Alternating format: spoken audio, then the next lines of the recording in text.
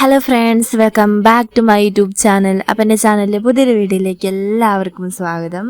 ഇന്ന് രാവിലെ ഈ ചൂട്ടി അച്ഛനെ ചുറ്റിപ്പറ്റി നിൽക്കുവാണ്. കാരണം വേറെ ഒന്നുമല്ല, അവൾക്ക് ഇനിയും ടാറ്റ പോകണം. ഒരു പോക്ക് പോയിട്ട് വന്നതാട്ടോ. അത് കഴിഞ്ഞ് കുളിയും നനയും കഴിപ്പൊക്കെ കഴിഞ്ഞിട്ട് ഇരിപ്പാണ് ഇത്. പക്ഷെ എന്നാലും അവൾക്ക് ഇനിയും ടാറ്റ പോകണമെന്ന് പറഞ്ഞിട്ടിരിക്കുക. പക്ഷെ അച്ഛൻ എങ്ങനെയൊക്കെയോ അവളുടെ കണ്ണൊക്കെ വെട്ടിച്ച് അച്ഛൻ വേഗം പോയി. കാരണം ഓട്ടം ഉണ്ട് ഇന്ന്. പിന്നെ അത് അച്ഛൻ പോയപ്പോഴത്തേക്കും ഞാൻ അവളോട് ചോദിക്കുക, ഉറങ്ങുന്നില്ലേ നീ എന്ന് ചോദിക്കുമ്പോൾ അവൾ ചിരിക്കുക. ഉറക്കത്തിനുള്ള ഒരു ഇതൊന്നും ഇല്ലാന്നാണ് എനിക്ക് തോന്നുന്നത്. പിന്നെ കുറേ കളിച്ച് കുറേ നേരം കഴിഞ്ഞപ്പോൾ ഉറങ്ങി കേട്ടോ ആള്. പിന്നെ ഉറങ്ങി കഴിഞ്ഞപ്പോൾ പിന്നെ എനിക്ക് കുറച്ച് തുടയ്ക്കാനൊക്കെ ഉണ്ടായിരുന്നു. ഗ്യാസിൻ്റെ അവിടെ നമ്മൾ കുക്ക് ചെയ്ത സ്ഥലത്തൊക്കെ ഫുള്ള് നിരന്ന് കിടക്കുമായിരുന്നു. അതിനി ഇവൾ ഉറങ്ങി കഴിഞ്ഞിട്ട് തുടയ്ക്കാമെന്നൊക്കെ വിചാരിച്ചിരിക്കുമായിരുന്നു കേട്ടോ ഞാൻ. അപ്പോൾ അതൊക്കെ ഞാൻ അവിടെ തുടച്ചിടട്ടെ എന്തായാലും.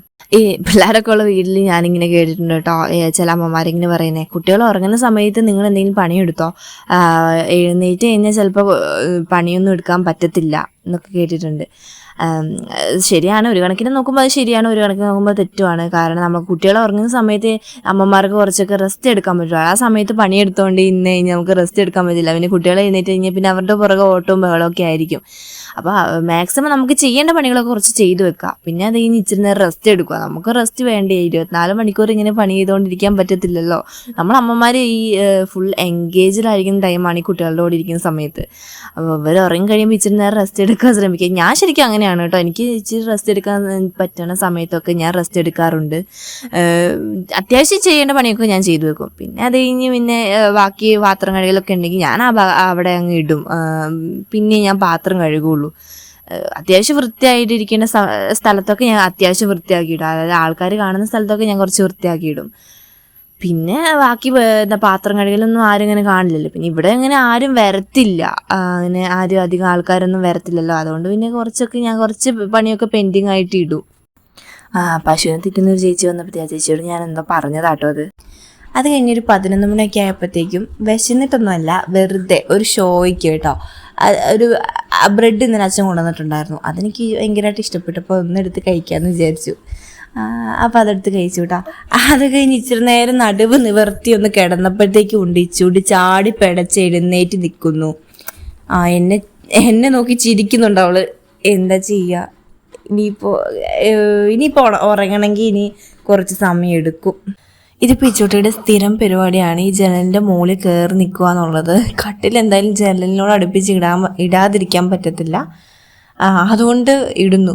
അപ്പോൾ അതിൻ്റെ മുകളിൽ നിന്ന് പിടിച്ച് കയറി അവിടെ നിന്ന് അങ്ങനെ വീഴുമോ എന്നുള്ള പേടിയാണ് ഇപ്പോൾ ഞങ്ങൾക്ക് എല്ലാവർക്കും ഉള്ളത് കേട്ടോ. അപ്പോൾ സൂക്ഷിക്കാൻ എപ്പോഴും കണ്ണേട്ടൻ പറയുന്നതാണ്. ഒരു കാര്യത്തിൽ തന്നെ പുള്ളിക്കാരി ഉറച്ചു നിൽക്കത്തില്ല. അവിടെ നിന്ന് ഇപ്പോൾ കുറച്ചു നേരം കളിച്ചിട്ട് പിന്നെ അവൾക്ക് ഇവിടെ വന്ന് കളിക്കണം. തനിയെ കട്ടിൽ നിന്ന് ഇറങ്ങി പോയിട്ടാണ് ഇപ്പോൾ ഇവിടെ വന്ന് കളിക്കുന്നത് കേട്ടോ. കളിയുടെ ക്ഷീണം കാരണം ഇച്ചൂട്ടി ഒന്ന് ഉറങ്ങിപ്പോയിട്ടുണ്ട്. പിന്നെ പുറത്തുനിന്ന് കുറച്ച് തുണിയൊക്കെ എടുത്ത് വന്ന് ഞങ്ങൾ മടക്കാൻ വേണ്ടി നോക്കുവാണ്. ചെറുതായിട്ടൊരു മഴക്കാറുണ്ടെന്ന്. മഴ പെയ്യുമെന്ന് ഡൗട്ടാണ്. ഇന്നലെ രാത്രി ഇങ്ങനെ മഴ പെയ്തിട്ടുണ്ടായിരുന്നു. അപ്പോൾ ഇന്ന് രാത്രി ഇങ്ങനെ മഴ പെയ്യുമെന്ന് ഡൗട്ടാണ്.